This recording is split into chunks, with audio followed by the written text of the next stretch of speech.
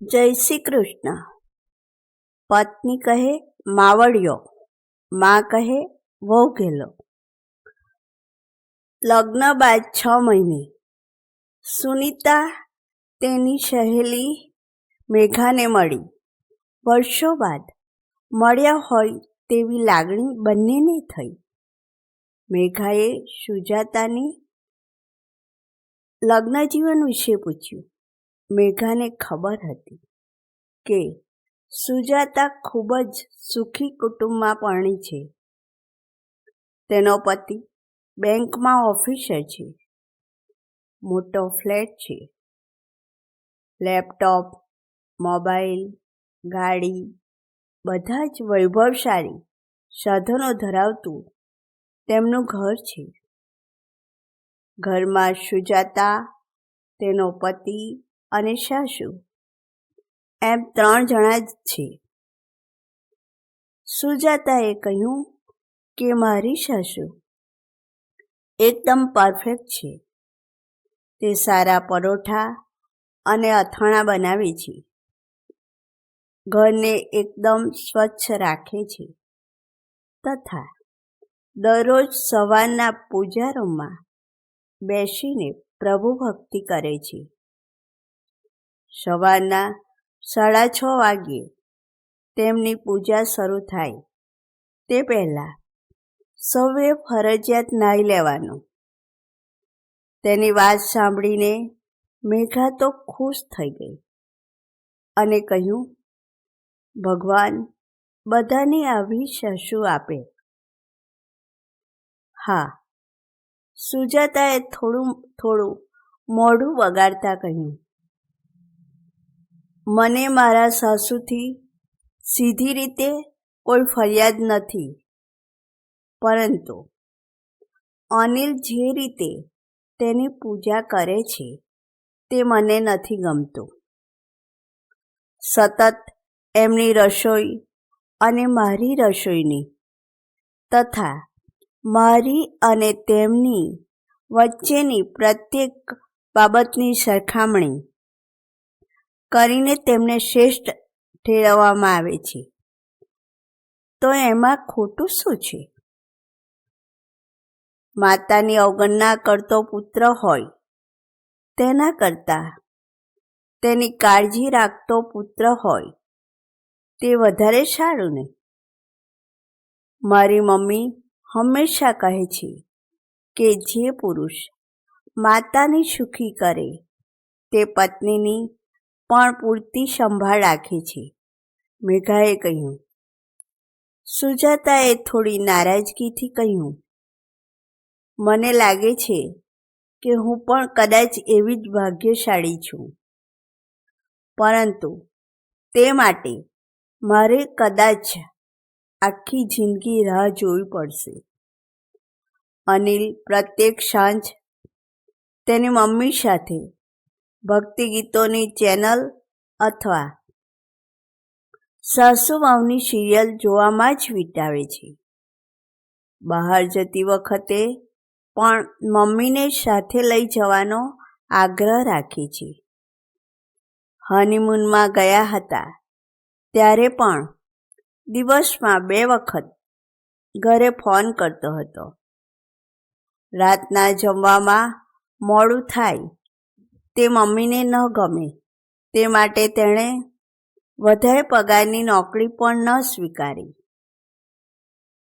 મને એમ હતું કે તેને ચાઇનીઝ ફૂડ નથી ભાવતું એટલે નથી ખાતા, પરંતુ 2 દિવસ પહેલાં મને ખબર પડી કે તેની મમ્મીએ કહ્યું હતું કે આનાથી બીમારી થશે એટલે તે ચાઇનીઝ ખાતો નથી.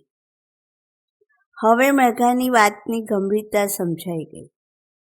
મને એમ થાય છે કે અનિલ માવડિયો છે, એમ તેણે ચિંતિત સ્વરે કહ્યું. સુકેતુના લગ્નને હજી 6 મહિના થયા હતા, પરંતુ તે મોડી રાત સુધી ઓફિસમાં કામ કરતો રહે છે. ઓફિસમાં કામ ન હોય તો પણ તેને ઘરે જવાની ઉતાવળ હોતી નથી. તેના મિત્રો પણ તેના આ વર્તનથી મૂંઝાઈ ગયા હતા.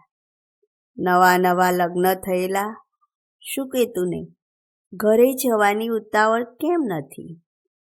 તેના મિત્ર રોહિતે તેની સાથે આ બાબતે પૂછ્યું તો સુકેતુની આંખમાં આંસુ આવી ગયા. સુકેતુએ કહ્યું કે તે પોતાની પત્ની અને માતાને લીધે ઘરે જવા ઈચ્છતો નહોતો. સુકેતુને કારણે બંને વચ્ચે સ્પર્ધા ચાલે છે. તેના લીધે સુકેતુને ઘણી વખત બંનેને ખુશ રાખવા 2 વાર નાસ્તો અને 2 વાર જમવું પડતું હતું. જો બંનેમાંથી એકને ના પાડે તો ઘરમાં ઝઘડા થાય છે.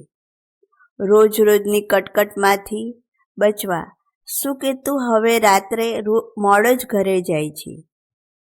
માતા અને પત્ની વચ્ચે પુત્રની સ્થિતિ કફોડી થઈ જાય છે. જો પુત્ર માતાનું કહ્યું કરે અને તેની લાગણીને માન આપે તો માવડિયો ગણાય છે. જ્યારે પત્નીનું માને કે તેને પૂછે તો તે વહુ ગેલો કહેવાય છે.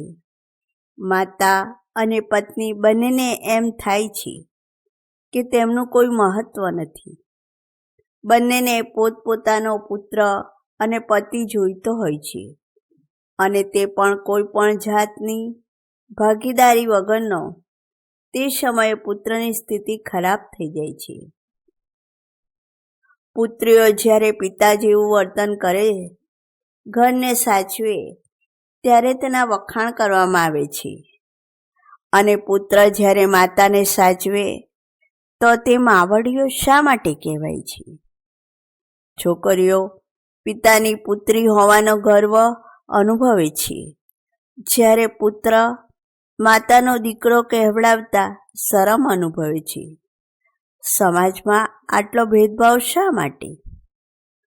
પ્રત્યેક ઘરમાં પુત્ર વધુના પગલાં થતાં થોડી ચર્ચા ચરસી તો જરૂર થઈ જાય છે. માતા અને પત્ની બંને પોતપોતાની રીતે સાચા હોય છે.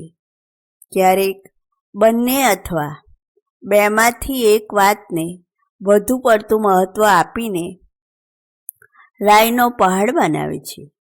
તેમને સમજાવતા પતિની સ્થિતિ ખરાબ થઈ જાય છે અને તેમને સમજાવતા બધા પ્રયત્નો નિષ્ફળ જાય છે.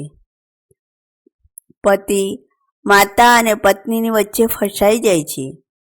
જેવો તે ઘરમાં આવે એટલે માતા ફરિયાદો કહેવાની શરૂઆત કરી દે છે અને રાત્રે જ્યારે બેડરૂમમાં જાય છે ત્યારે પત્ની રડીને અથવા મોં ફૂલાવીને સ્વાગત કરે છે. એટલે તેના જીવનમાં શાંતિ રહેતી નથી. આપણા સમાજમાં પુરુષના અહમને હંમેશા પોષવામાં આવ્યો છે. મોટાભાગના પુત્રો નાનપણથી જ માતાની વધારે નજીક હોય છે અને તેના લીધે માતા એક પ્રકારનો ગર્વ અનુભવતી હોય છે. આપણા ઘરમાં પુરુષો પ્રત્યેક કામ માટે ઘરની સ્ત્રીઓ પર આધાર રાખે છે.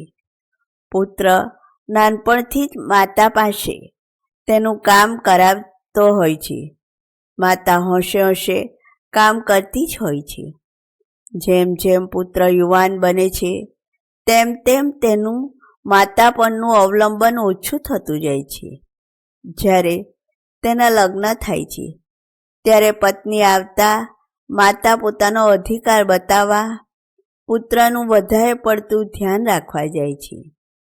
પત્ની પર પતિ પર પોતાનું આધિપત્ય દર્શાવવા ઈચ્છે છે. આમ માતા અને પત્ની વચ્ચે ચર્ચાચરસી શરૂ થાય છે અને તેનો ભોગ બને છે પતિ. માતા અને પત્ની વચ્ચે પુરુષે સામંજસ્ય કેળવવાની જરૂર છે. બંનેમાંથી એકને પણ તિરસ્કાર કે ઉપેક્ષાનો અનુભવ ન થવો જોઈએ. લગ્ન બાદ પત્ની સર્વસ્વ છોડીને તમારા ભરોસે પારકાને પોતાના કરવા આવે છે. તેથી તેનું તથા તેની સુવિધાઓનું ધ્યાન રાખવાની તમારી ફરજ છે. તે જ પ્રમાણે માતાએ જીવનભર તમારા માટે ત્યાગ કર્યો છે.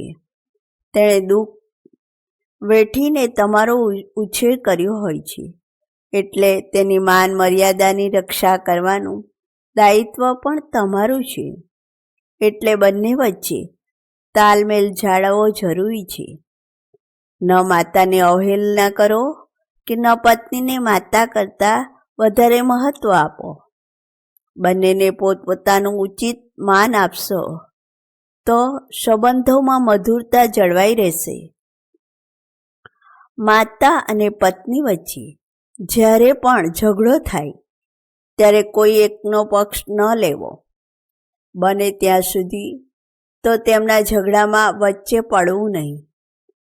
પત્નીની ચુગાલખોરી કરતી માતા સાથે ઝઘડો કરવો અથવા માતાની ફરિયાદ પર પત્નીને વઢવું કે મારવું યોગ્ય નથી.